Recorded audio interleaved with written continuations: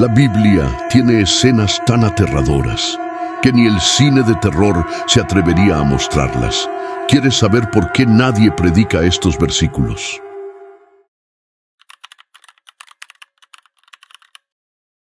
Ve pues y hiere a Amalec, y destruye todo lo que tiene. No te apiades de él. Mata a hombres, mujeres, niños, y aún los de pecho, vacas, ovejas, camellos y asnos. Este versículo es uno de los más estremecedores. Saúl recibe la orden de exterminar a todo un pueblo, desde adultos hasta bebés lactantes, incluyendo animales. La escena evoca una masacre impía bajo el sello de lo divino. ¿Cómo podemos conciliar este mandato con la idea de un Dios misericordioso? La historia se sitúa en un contexto de guerra tribal. Los amalecitas habían atacado cobardemente a Israel durante su éxodo. Algunos estudiosos sugieren que el mandato fue una forma extrema de justicia divina. Otros lo ven como un reflejo de la brutalidad de la época, donde aniquilar al enemigo era símbolo de victoria total. Pero incluso si analizamos el trasfondo, la inclusión de niños y animales resulta aterradora. Hoy, con nuestros valores, leer que se ordenó matar a bebés genera un choque emocional y moral. ¿Dios realmente pidió esto? Muchos creen que estos pasajes no deben tomarse literalmente, sino como narrativas humanas influenciadas por el contexto cultural de la época. La clave está en entender que la Biblia no es un manual de moral perfecta en cada página, sino también un relato de evolución espiritual. Dios no cambia, pero la comprensión del hombre sobre él sí. Este texto debe leerse con discernimiento y responsabilidad, no como mandato directo de conducta.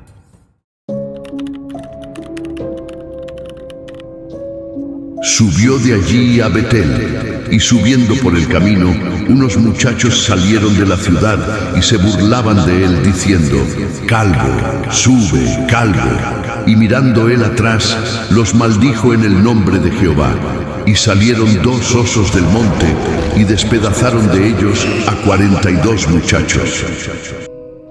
Este versículo parece surrealista y macabro. Unos niños se burlan de Eliseo y en respuesta él los maldice. Dios envía entonces 2 osos que matan a 42 de ellos.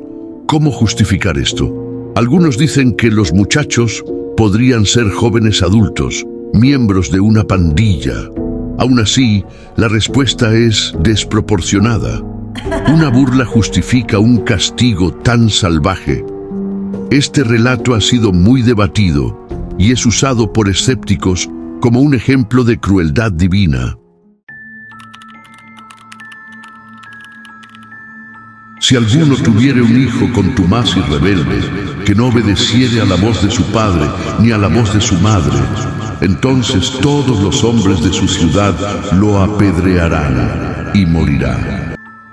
Una ley que permite a los padres llevar a su propio hijo ante los ancianos del pueblo para que sea apedreado por rebelde. ¿Dónde queda el amor, el perdón, la misericordia? Este versículo puede entenderse dentro del marco legal de una sociedad teocrática. Era una manera de mantener el orden y la disciplina en una cultura donde la familia era la base del honor colectivo. Sin embargo, no deja de ser brutal. La Biblia muestra cómo, a través del tiempo, el ser humano ha buscado regular la conducta con dureza extrema. Este tipo de leyes han sido abolidas incluso por el propio mensaje de Jesús, quien enseñó a perdonar 70 veces 7. Y él les dijo: «Así ha dicho Jehová, el Dios de Israel: poned cada uno su espada sobre su muslo, y matad cada uno a su hermano, y a su amigo, y a su pariente». Y los hijos de Leví lo hicieron, y cayeron del pueblo en aquel día como 3000 hombres. Tras adorar al becerro de oro, Moisés ordena una purga sangrienta. 3000 personas asesinadas como castigo. Aquí vemos el peligro del fanatismo religioso. La idolatría fue castigada con sangre y muerte. Este relato es profundamente simbólico. Refleja cómo el liderazgo religioso puede tomar decisiones extremas en nombre de lo divino. Pero también sirve como advertencia. El fanatismo ha manchado la historia espiritual de muchas culturas. Y este texto es un recordatorio brutal de lo que sucede cuando el poder se mezcla con lo sagrado sin compasión.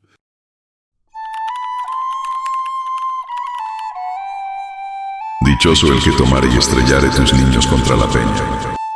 Este salmo es una de las expresiones más crudas del deseo de venganza en toda la Biblia. Nace del dolor del exilio babilónico. Es un grito visceral de odio hacia el opresor. No es una orden de Dios, sino una catarsis humana, un desahogo emocional de un pueblo destruido. Aún así, es perturbador.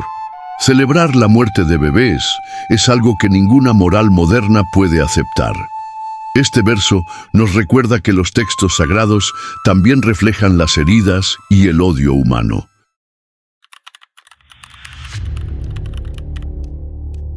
Pasad por la ciudad y matad. No perdone vuestro ojo, ni tengáis misericordia. Matad viejos, jóvenes y vírgenes, niños y mujeres. Otra orden masiva de destrucción.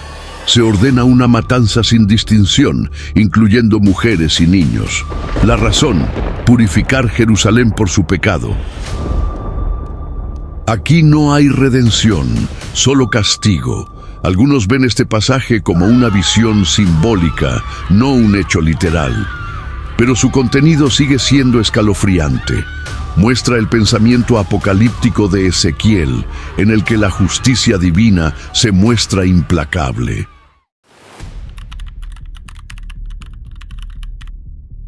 Matad a todos los varones entre los niños, y matad a toda mujer que haya conocido varón. Pero a todas las niñas que no hayan conocido varón, las dejaréis con vida para vosotros. Un texto tan fuerte que muchos evitan leerlo. Se ordena matar a todos, excepto a las niñas vírgenes, que serían tomadas como botín. Aquí el horror alcanza niveles insoportables. ¿Cómo entender que este acto esté registrado como una orden sagrada? Algunos teólogos afirman que este versículo refleja la cultura patriarcal de la época. No es una aprobación divina, sino una crónica del pensamiento brutal de la guerra antigua. Sin embargo, eso no borra su impacto. Es necesario exponerlo, no para destruir la fe, sino para purificarla de interpretaciones abusivas.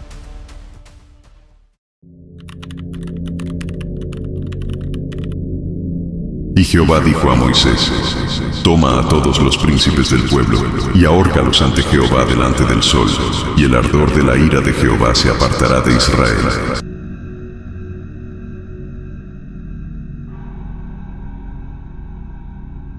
Este versículo refleja una de las escenas más crudas y explícitas del castigo colectivo en la Biblia.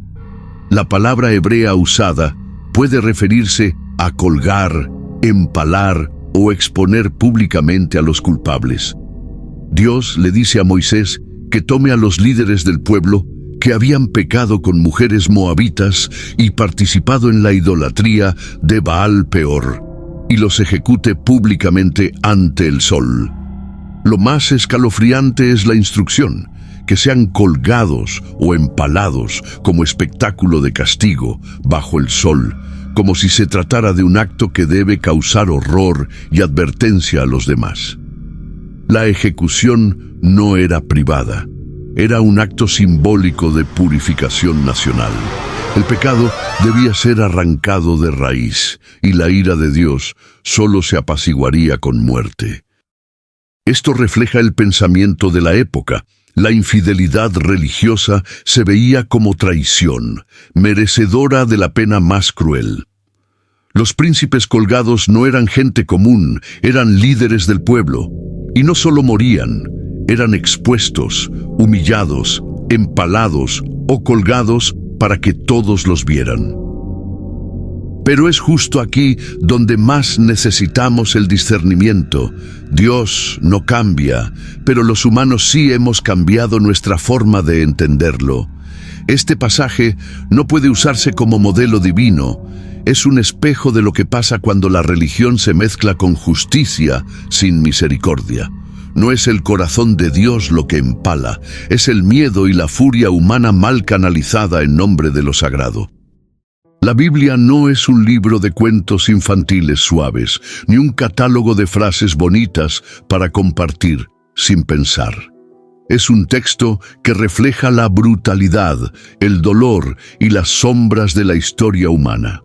En sus páginas encontramos relatos de amor y esperanza, pero también escenas de violencia, venganza y terror que hoy nos estremecen.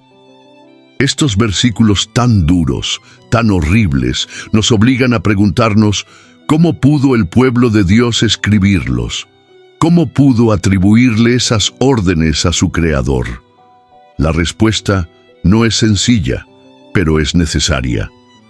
La Biblia no fue escrita fuera del mundo, sino dentro de contextos culturales concretos, sociedades guerreras, leyes tribales, temores apocalípticos y teologías primitivas que mezclaban la fe con el poder. Y sin embargo, en medio de todo eso, la Biblia también registra un viaje, el paso del miedo al amor, de la venganza al perdón, del odio al sacrificio propio. Jesús mismo confrontó esas viejas lecturas diciendo: «Oísteis que fue dicho, pero yo os digo, amad a vuestros enemigos». Para el creyente, la fe madura no consiste en esconder estos textos incómodos, sino en iluminarlos con discernimiento. Porque si no los entendemos, podemos repetir sus errores. Muchos a lo largo de la historia han usado estos versículos para justificar guerras, torturas, inquisiciones. Hoy, nuestro reto es otro: reconocer que la violencia escrita en estas páginas no era la voluntad final de Dios, sino el reflejo de la dureza de los corazones humanos. Al leerlos sin miedo, aprendemos algo esencial, que la Biblia no nos miente sobre la oscuridad humana, la expone. Nos recuerda que sin compasión, sin crítica, sin evolución espiritual, la religión puede convertirse en la herramienta más peligrosa de todas.